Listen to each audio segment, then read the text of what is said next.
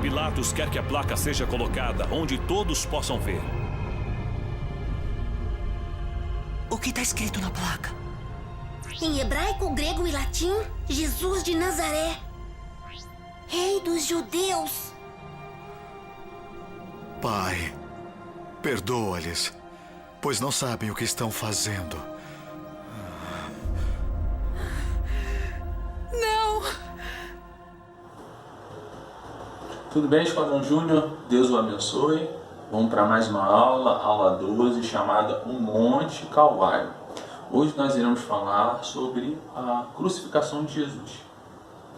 A gente tem como referência a passagem que se encontra lá em Mateus 27, versículos de 32 a 56. A gente vai falar sobre a crucificação. Vamos falar sobre alguns aspectos interessantes na crucificação de Jesus. Primeiro, por que Jesus ele teve que ser crucificado, ele morreu e ele ressuscitou? Por que essa crucificação? Você sabe me dizer? Porque Jesus ele morreu pelos nossos pecados e ele nos trouxe o quê? Ele nos trouxe intimidade com Deus. Nós tínhamos intimidade com o nosso Deus antes do pecado entrar no mundo por meio de Adão e Eva. Quando o pecado entrou no mundo, ele separou a gente de Deus. Então somente com o sacrifício de um cordeiro, de uma pessoa sem pecado, é que nós poderíamos voltar a ter comunhão com Deus. E a única pessoa foi Jesus que conseguiu. Jesus ele não pecou. Ele esteve aqui na terra e ele não pecou. Ele obedeceu ao Pai em tudo. Então o sacrifício de Jesus ele foi perfeito. Só que foi muito, muito doloroso. Jesus foi torturado. Jesus sofreu muito. Mas ele permaneceu fiel ao propósito de Deus. E ele superou toda essa dor, toda essa dificuldade. Não desistiu. Que ele veio aqui para ensinar o Evangelho, pregar as boas novas. E não somente isso, mas ser um sacrifício. Isso foi o objetivo de Jesus. A crucificação do Senhor nos trouxe um relacionamento com o nosso Pai, com Deus. Nós voltamos a ter um relacionamento com o nosso Pai. Mas agora a gente tem um relacionamento por intermédio de Jesus Cristo. Então toda pessoa que quer realmente conhecer a Deus, ela conhece por meio de Jesus. Então o Espírito Santo convence ela do pecado, o Espírito Santo emite no coração dela, a pessoa crê na obra de Jesus, e assim, ela crê na obra de Jesus e ela recebe o Espírito Santo dentro dela, e ela, quando ela, não falo que ela vai morrer, né? Mas assim, quando ela trocar de residência, né? Hoje você está morrendo aqui na Terra, mas depois que passar, depois que você morrer, aí você vai para outra residência, que é o céu, ao lado de Deus. Tudo bem? Jesus ele foi crucificado em uma cruz. Só que a cruz era um meio de os romanos punirem escravos, estrangeiros e assassinos ou bandidos muito maus, pessoas terríveis, que cometeram coisas terríveis. Isso era para eles, para esses três tipos de pessoas. A cruz ela era em três tipos, em X, em T e como fosse uma espada de um soldado romano, que foi o caso de Jesus. Por isso que colocaram uma placa lá em cima, é Rei dos Reis, porque se fosse em X não teria como colocar a placa. Também em T, né? Teria um traço e um Tzinho, não teria como colocar a placa também. Mas Jesus foi nesse tipo de cruz. E também, um aspecto também que a gente pode falar aqui, tem a ver com um Gólgota, chamado de Calvário. Calvário é somente no Evangelho de Lucas, chamado de Calvário.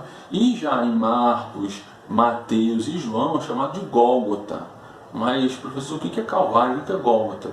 É um morro lá que ele é em formato de caveira. Então, assim, Gólgota é caveira, Calvário também tem a ver com caveira. Então, assim, a morte, Jesus morreu na cruz. O Monte Calvário é o Monte da Caveira. Então lá ela tinha o formato de caveira. Então toda vez que você ouvir falar de Calvário, você vai lembrar assim, era um monte que tinha um formato de caveira. Ou Gólgota era um monte que tinha um formato de caveira. Tudo bem? Então Jesus, ele sofreu, ele teve o seu julgamento por Pôncio Pilatos, E o Pôncio Pilatos não queria crucificar Jesus, mas devido à pressão do povo e dos fariseus, dos mestres da lei, ele acabou cedendo. E tinha um costume lá que na Páscoa eles liberavam um prisioneiro. E Pilatos tentou liberar Jesus. Só que o povo ele não quis. O povo quis soltar-se Barrabás. E assim Jesus foi crucificado ao lado de dois bandidos, né, dois marginais.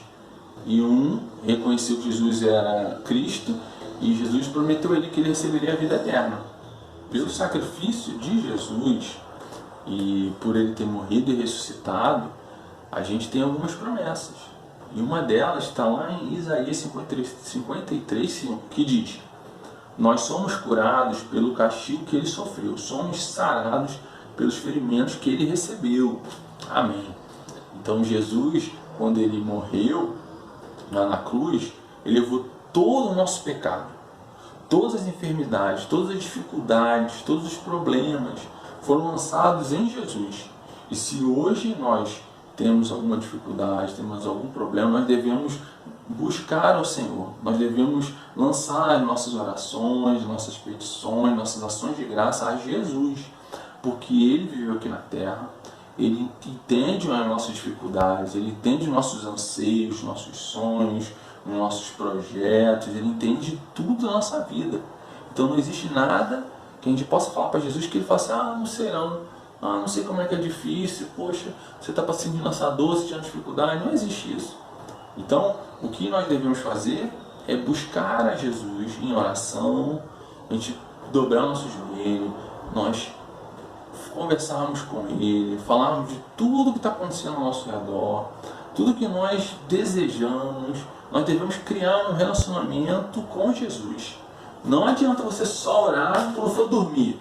Mamãe, vem aqui orar comigo. Ou seu pai e sua mãe tem que estar todo momento falando assim: já orou? Está orando por quê? Não, tem que orar. Não, isso aí tem que ser algo natural de você. Papai e mamãe sempre estão alertando, sempre estão tendo esse cuidado com você. Mas você tem um relacionamento com Jesus. Se você é cristão o quê? Vem de Cristo.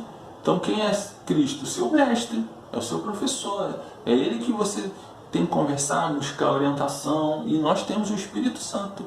Quando a gente aceita Jesus como Salvador, nós recebemos o Espírito Santo.